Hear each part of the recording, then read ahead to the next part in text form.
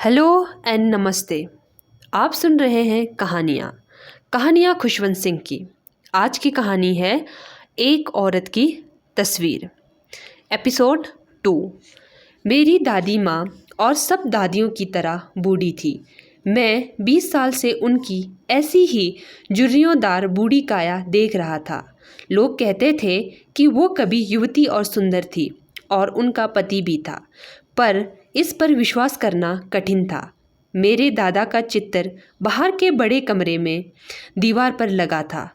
वे ढीले से कपड़े पहने थे और सिर पर बड़ी पगड़ी थी। लंबी सफ़ेद दाढ़ी सीने पर नीचे तक फैली थी और वे कम से कम 100 वर्ष के लगते थे।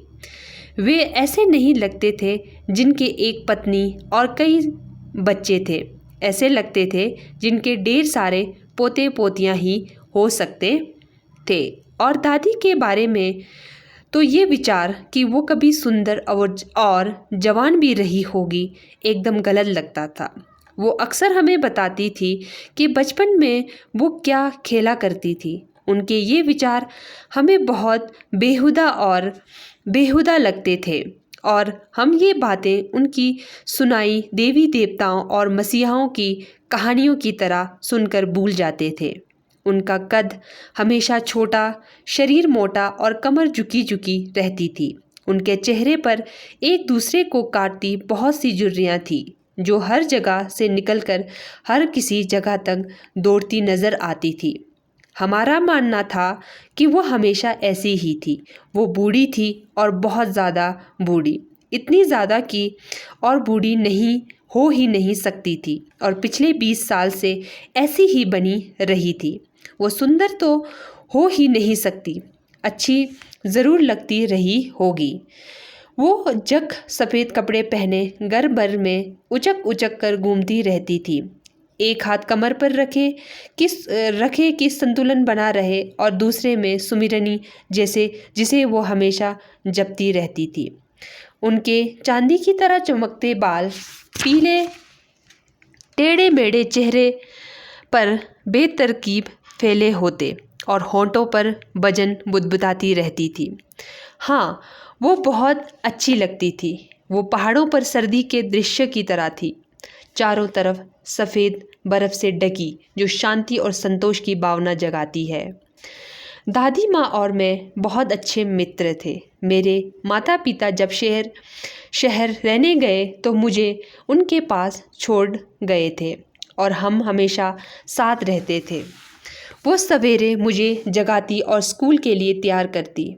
मुझे नहलाने, धुलाते और कपड़े पहनाते समय वो मीठी आवाज़ में प्रार्थना इस तरह से गुनगुनाती रहती जिससे वो मुझे भी याद हो जाए।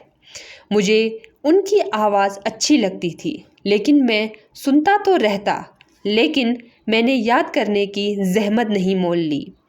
फिर वो मेरी लकड़ी की पट्टी लाती जिसे उसने पहले ही साफ करके और खड़िया से पोत रखा होता था, और सरकंडे की कलम और मिट्टी का बुदका सब एक थैले में रखकर मुझे पकड़ा देती।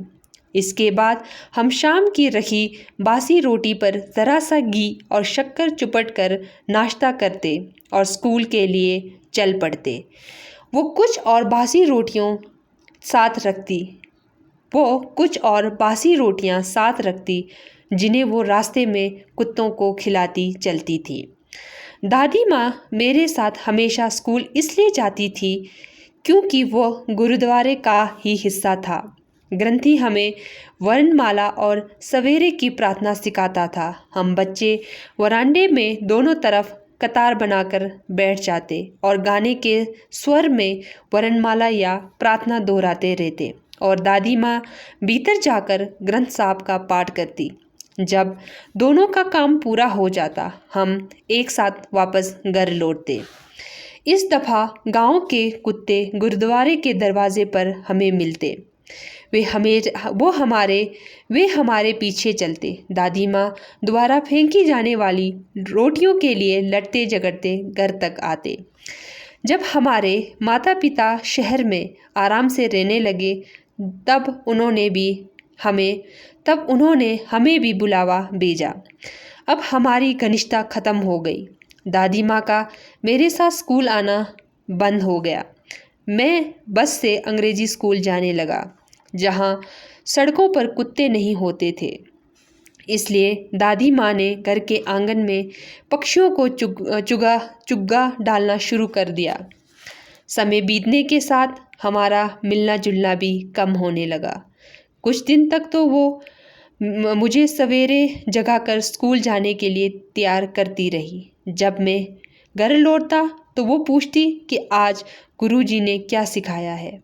मैं उन्हें अंग्रेजी के शब्द बताता और पश्चिमी विज्ञान तथा शिक्षा की बातें, जैसे आकर्षण का सिद्धांत, आर्किमिडीज का नियम, दुनिया गोल है वगैरह समझा कर बताता।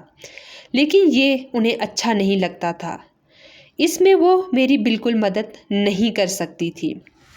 अंग्रेजी स्कूल में पढ़ाई जाने वाली ये बातें उन्हें बेकार लगती थी और उन्हें दुख होता था कि यहाँ भगवान और धर्म के बारे में कुछ क्यों नहीं बताया जाता। एक दिन मैंने बताया कि अब हमें संगीत भी सिखाया जाने लगा है। इससे उन्हें बड़ी परेशानी हुई। उनकी दृष्टि में संगीत का कोई मतलब नहीं था। वो वेश्याओं और भिखारियों के लिए ही था और सभ्य लोग संगीत से दूर रहते थे। इसके बाद उन्होंने मुझे बात करना ही कम कर दिया। इसके बाद उन्होंने मुझसे बात करना बहुत कम कर दिया। जब मैंने यूनिवर्सिटी में दाखिला लिया, मुझे एक अलग कमरा दे दिया गया। अब हमारा संबंध एकदम समाप्त हो गया। दादी माँ ने चुपचाप ये अलगाव स्वीकार कर लिया। अब वो हर वक्त चरखा चलाती रहती और किसी से बात नहीं करती थी। सवेरे से शाम तक वो सूत काटती और भजन गाती रहती थी। सिर्फ शाम के वक्त वो थोड़ी देर के लिए उठती और चिड़ियों को खाना खिलाती। वरांडे में आराम से बैठी वो रोटियों के छोटे छोटे टुकड़े करती, उन्हें चिड़ियों को डालती रहती और चिड़ियों का झुंड उनके इधर उधर चूं चूं करता, खाता और उड़ता रहता। कई चिड़ियाँ उनके कंधों पर, हाथ और पैरों पर और सिर पर भी बैठकर खाती और चोंचे मारती, लेकिन वो उन्हें उड़ाती नहीं थी, बल्कि मुस्कुराकर रह जाती थी। उनके लिए दिन का सबसे सुखी समय यही आधा घंटा होता था।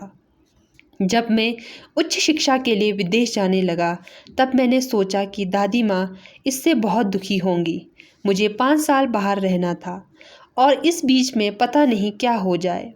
लेकिन दादी माँ ज्यों की त्यों रही। उन्होंने कोई दुख प्रकट नहीं किया। वे स्टेशन मुझे छोड़ने आई और धीरे धीरे प्रार्थना करती रही। उनके हाथ में माला थी, जिसे वो चुपचाप जपती रही।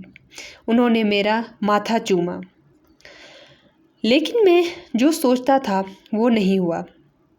5 साल बाद जब मैं वापस लौटा तो वो मुझे स्टेशन लेने आई। वे इतनी ही बूढ़ी लग रही थी जितना मेरे जाने के दिन थी, उससे एक दिन भी ज़्यादा नहीं। उन्होंने कुछ नहीं कहा और मुझे अपनी बाहों में भर लिया। उनकी प्रार्थना मेरे कानों में पड़ रही थी। लौटने के बाद पहले दिन भी मैंने देखा कि वो उसी तरह चिड़ियों को खाना खिलाती, उनसे हल्की फुल्की बातें करती, वैसे ही खुश हैं। शाम को उनमें एक परिवर्तन दिखाई दिया। आज उन्होंने प्रार्थना नहीं की। अपने पड़ोस की औरतों को इकट्ठा किया, एक ढोलक ली और उसे बजा कर ज़ोर ज़ोर से गाना शुरू किया। कई घंटे वो इस पुरानी ढोलक पर गाती बजाती योद्धाओं की घर वापसी के गीत गाती रही। हमें उन्हें समझा कर रोकना पड़ा कि इससे उनका तनाव बढ़ेगा। मैंने पहली बार देखा कि उन्होंने हमेशा की तरह प्रार्थना नहीं की।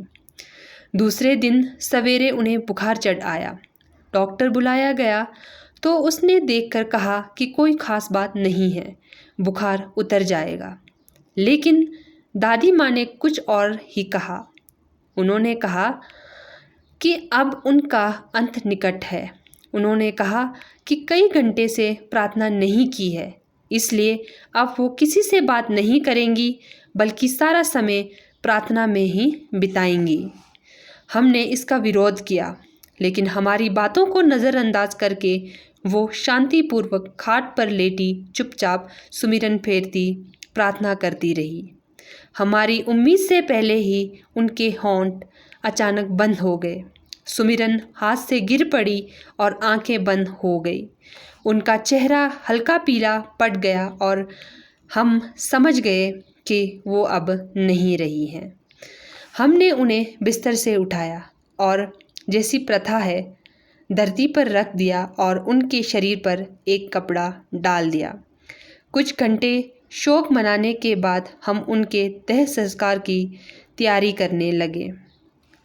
शाम हुई तो हम लकड़ी की एक टिकटी लेकर उनके कमरे में गए। सूरज डूब रहा था और उसकी सुनहरी रोशनी वरांडे तक फैली हुई थी। हमने देखा कि पूरे वरांडे और कमरे में जहां उनका शव रखा था, हजारों चिड़ियां चारों तरफ बैठी हैं। वे सब एकदम चुप थी। मेरी माँ उनके लिए रोटियां लेकर आई और जिस तरह दादी माँ उनके छोटे छोटे टुकड़े करके उनके सामने डालती थी, उसी तरह वो भी करने लगी। लेकिन चिड़ियों ने उन पर ध्यान नहीं दिया।